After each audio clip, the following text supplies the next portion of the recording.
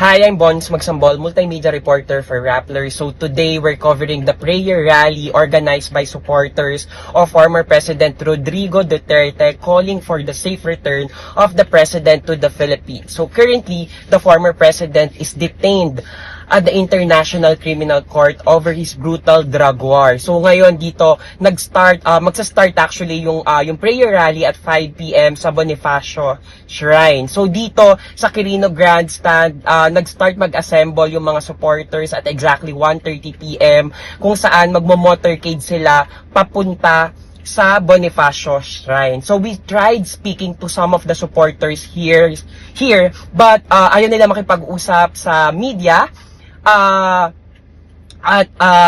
Gusto nila na yung mga kakausapin lang nila ay yung mga vloggers na supporters ni former President Rodrigo Duterte. So kanina nga tinanong natin sila kung ano yung mangyayari dito, pero nakikita namin na ayaw talaga nilang magbigay ng information sa media. So ako personally hindi ko pa sinasabi kung saang media outfit ako, pero ayaw nila akong kausapin. So very hayong emotions kanina. They started singing happy birthday, and then merong mga may dalang cake. So inaasahan na itong rally na to ay magiging marami yung dadalo dahil itong motorcade pa lang, itong mga riders group pa lang ito, pero marami na yung pumunta. So sila mga nakakulay green sila at may mga placards na nakalagay na bring President Rodrigo Duterte home. So continue to follow us on Rappler as we bring you the latest updates